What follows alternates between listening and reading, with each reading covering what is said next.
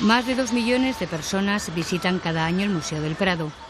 Sus 8.600 cuadros están hoy seguros, pero en otros tiempos, los de la Guerra Civil, tuvieron que vivir una azarosa aventura.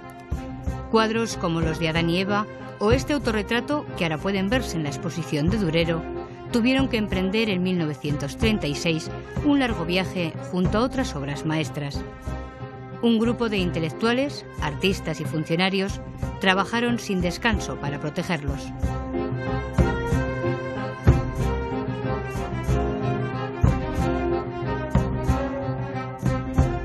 En las difíciles condiciones de la guerra y con muy pocos medios, ¿no?, y muy pocas personas, la verdad que asumir la responsabilidad de la conservación, no solo del patrimonio público, sino también del patrimonio artístico privado, ¿no?, pues fue realmente una labor, yo creo que en esas condiciones y en ese momento heroicas, ¿no?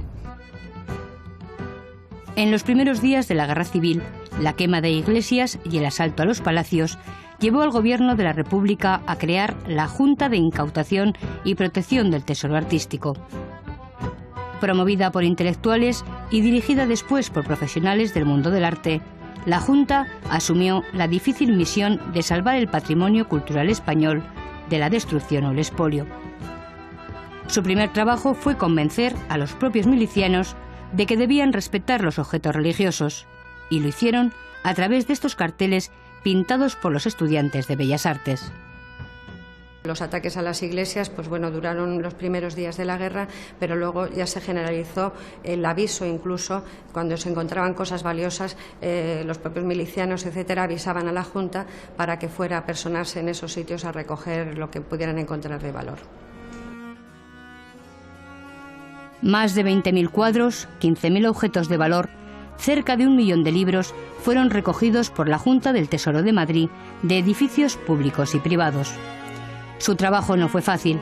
Algunas organizaciones de izquierda lo reclamaban como propiedad del pueblo y tuvieron que enfrentarse a ellas para llevarlos a depósitos seguros. La Junta no prejuzgaba cuál iba a ser su destino final, pero los hombres y mujeres que afrontaron aquel enorme esfuerzo se preocuparon de que todos los objetos estuvieran perfectamente catalogados.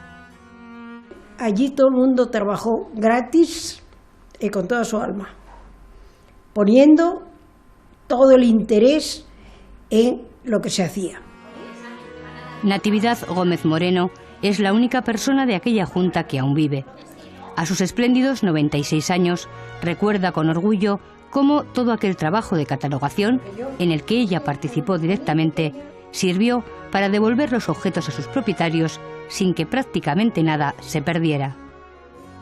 Me acuerdo que una vez acabada la guerra, aquello fue muy gracioso.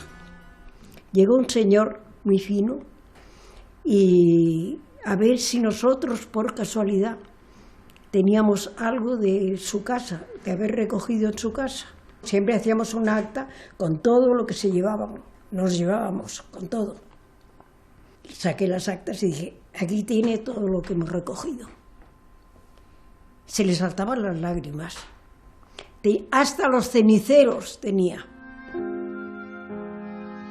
El cerco que las tropas nacionales tienden sobre el Madrid republicano desde los primeros meses de la guerra obliga a proteger también monumentos y edificios. En agosto el Museo del Prado cierra sus puertas. Los cuadros se llevan a los sótanos y las estatuas se rodean de sacos terreros.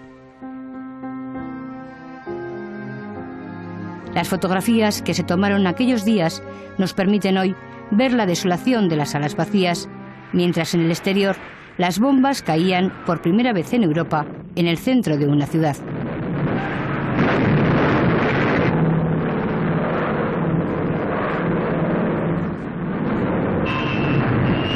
El Palacio Real, la Biblioteca Nacional, el Palacio de Liria y muchas iglesias sufrieron importantes daños. El 16 de noviembre, 9 de esas bombas alcanzan al Museo del Prado.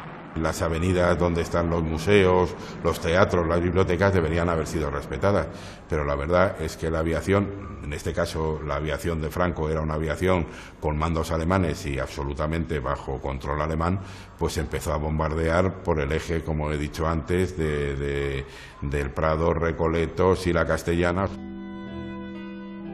Días antes se había tomado una difícil decisión: evacuar las obras maestras del museo a Valencia, donde ya se había instalado el gobierno de la República ante el acoso al que estaba sometido Madrid. Comenzaba así toda una odisea para los responsables del museo y los miembros de la Junta del Tesoro, preocupados de que ese traslado se hiciera en las mejores condiciones. De las primeras obras que salieron fueron las Majas, también el 2 y el 3 de mayo, pero quizás una de las primeras expediciones por su importancia fue la expedición que se realizó el 9 de diciembre de 1936, que llevó consigo el Carlos V de Tiziano y las Meninas de Velázquez. Cuando finalmente logran sacar a las Meninas, contaba mi papá que cuando iban por el puente de Arganda del Rey, en donde está el río Jarama, el puente estaba más bajito que lo que era el tamaño del cuadro. A menos de 100 metros estaba el frente, estaban las bombas. Bajaron ese cuadro del camión, lo caminaron, lo cargaron, pasaron el camión y lo volvieron a montar y siguieron su camino. Me lo pintó y está... Guadalupe nos cuenta sus recuerdos desde México. Su padre, el arquitecto y pintor Roberto Fernández Balbuena, fue el presidente de la Junta del Tesoro en Madrid. Y como otros muchos, tuvo que marchar al exilio tras la guerra. Te puedes fijar, esta es una fotografía en la que está mi papá, sí, y está mi mamá con los principales de la Junta. En eternos viajes a 15 kilómetros por hora para no dañar las pinturas, y a través de un país en guerra, fueron trasladados durante 2 años más de 400 cuadros, 181 dibujos y el Tesoro del Delfín, junto a objetos de valor de otros museos y palacios. Las Torres de Serranos y el Colegio del Patriarca en Valencia fueron habilitados como depósitos seguros. Pero el viaje no terminaría ahí. En marzo de 1938, ante el avance de los nacionales, el gobierno decide llevar el tesoro a Cataluña. Un apresurado viaje en el que resultaron dañados 2 de los cuadros más conocidos de Goya: los fusilamientos y la carga de los mamelucos. Aunque fueron restaurados de inmediato, hoy aún es posible ver en los lienzos las señales que se dejaron como testigos de esta historia. En los días finales de la guerra, pues la situación era realmente dramática, con muchos bombardeos. Las obras se encontraban en los depósitos de Cataluña, muy próximos a la frontera, en Figueras, en Peralada y en Lavallol. Y el gobierno republicano no tenía ya muchas esperanzas, tenía que tomar una decisión muy importante, que era la salida de las obras. Con las carreteras colapsadas por el éxodo de españoles que huían a Francia, entre el frío y las bombas, 71 camiones cruzaron la frontera en febrero de 1939 con las obras más preciadas de nuestro patrimonio. Un tren las llevaría después hasta Ginebra, donde la Sociedad de Naciones se haría cargo de ellas hasta el final de la guerra. Carlos Pérez Chacel, hijo de Rosa Chacel y de Timoteo Pérez Rubio, presidente de la Junta Central del Tesoro, guarda celosamente el inventario que su padre entregó en Ginebra antes de partir al exilio. El Greco, Goya, Velázquez, Mariano de Austria, Murillo, Rivera, Tiziano, Murillo. El inventario que se hizo en Ginebra fue exhaustivo y fue revisado concienzudamente y se constató que no faltaba absolutamente nada. Y además las personas que participaron, la mayoría que volvieron a España, pues volvieron con los bolsillos vacíos, era constatable. Finalizada la Guerra Civil y antes de ser devueltas a España, las obras maestras del Prado se expusieron en Ginebra. 400.000 personas acudieron a verlas. El 9 de septiembre regresaban a Madrid. Después de un largo y difícil viaje de 3 años, volvían al Museo del Prado. Y lo hacían de nuevo en tiempos convulsos. Acababa de estallar la Segunda Guerra Mundial. Mientras, la propaganda franquista utilizaba el trabajo de la Junta del Tesoro para acusar a la República de saqueo y expolio. Los tesoros que la más desatada fantasía haya podido reunir jamás en las narraciones de Oriente procedían del concienzudo desvalijamiento que el gobierno realizó en las iglesias, en los museos, en las casas particulares y en los bancos.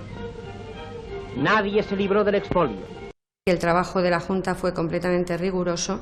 En todas las guerras siempre hay pérdidas, siempre hay robos, siempre hay expolios, pero no fue el caso de la Junta. Al terminar la guerra no solamente no tuvieron la recompensa debida, sino que además incluso bastantes de ellos tuvieron que hacer frente a acusaciones calumniosas de saqueos, pillajes, etcétera, cuando realmente es absolutamente una calumnia.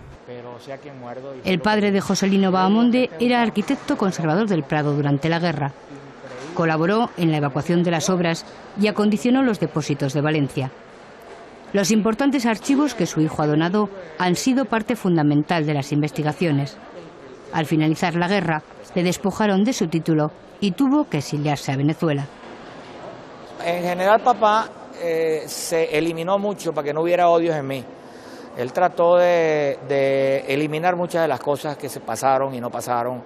La prueba es que en la primera o segunda página de su libro, se llama Salvamento y Protección del Tesoro Artístico Español durante la Guerra 36-39, dice, sin un solo odio por mí, hijo mío, sin un solo odio.